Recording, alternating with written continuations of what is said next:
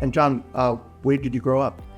Amityville, New York, and then moved to Brightwaters, Bayshore, all on the South Shore of Long Island. And were you involved in athletics in high school? High school, no. I played senior league baseball, which is like the, after Little League comes senior league, and then before that, also played CYO baseball, Catholic Youth Organization. Were you closeted back then? Were you out? No, I was closeted until very late. Came out of work when I was 35 and came out to my family when I was 37. I don't know that I ever felt comfortable coming out. I felt really uncomfortable. I was in banking and I was appointed vice president at Chase on my 30th birthday. That never would have happened if they knew I was gay. So, that really, from a career standpoint, it really wasn't an option, but it was also, everybody goes through their own self-discovery process and getting comfortable, with their own sexuality. You have to be accepted about yourself before you can ask other people to accept it about you. It took me longer than, it took a lot of other people. And so you moved to Florida in what year? 1988. When did you move to Fort Lauderdale area? 1990. But even in the mid-90s, when things started moving in the right direction, there was a lot of pushback. I mean, you remember Sheriff Navarro raiding the Copa with, helicopters, and you had the press there, and he made a big show of it. The 90s was a time of change, but you definitely still had those, those factions pushing back, and even beyond the 1990s for sure.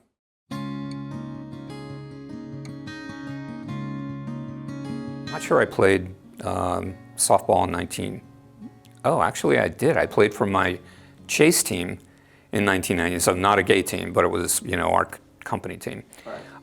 But then in 1992, somehow I found out about the Manatease, about the gay team.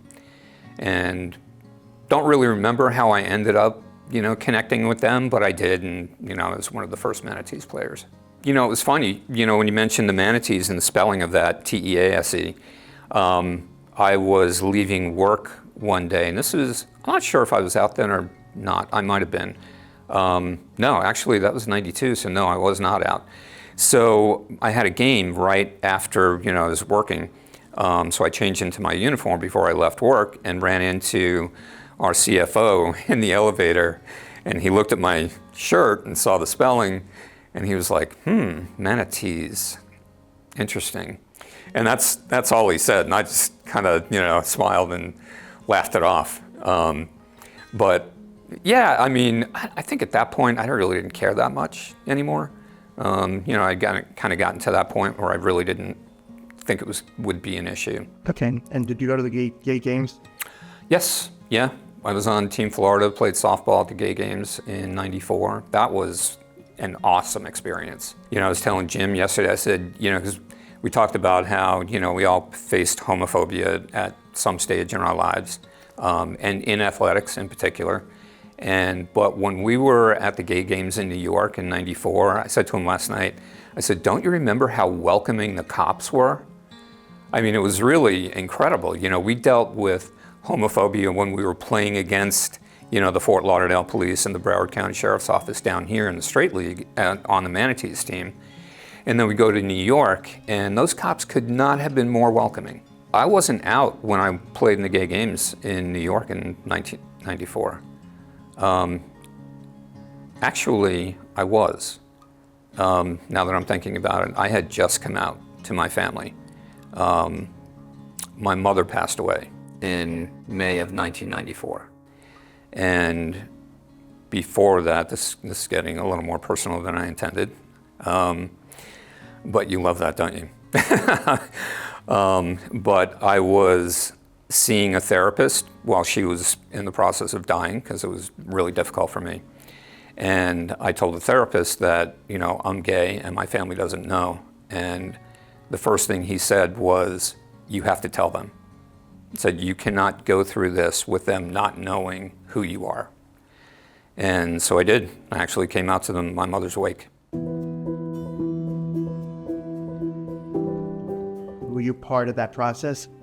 Yeah, I was involved, not in organizing so much, but I was one of the players who, played in that first group of, I think, 6 teams. So we the players on the Club Caribbean Pirates team, who went to the gay games, kind of splintered off and seeded these other teams that started the Gay Softball League in Fort Lauderdale. George Kessinger, while we were up in New York in the gay games, was recruiting other bar owners and business owners to sponsor teams, and he was also recruiting players. So that was going on kind of at the same time that we were at the gay games. And then when we got back, splintered off, we probably had 10 or 11, 12 players, I would think, on each team at that time. First of all, the people who were playing softball were there for the social aspect of it, for sure. But they were also there for the love of the game. That was, I think that was the biggest thing. I mean, you sit around in the bar and you talk and, maybe you play darts and stuff like that. But to actually get out into a competitive environment on a softball field, it was fun. In 2001, that's when you began the Gay and Lesbian Open Softball League. Right. And how did that come about? That came about because the national organization, NAGA, adopted a rule that said that no team could have any more than 2 non-gay players. How many non-gay players were there? I don't know specifically. I know that we did have one team that was mostly straight. But I don't know. Again, if you don't have to declare your sexual orientation in order to play, we wouldn't necessarily know. But a lot of the players were gay because they came from the Gay Softball League. And so GLO, how long did GLO exist? Until I moved. I moved to Tampa in 2006. So I believe it was still going on at that point.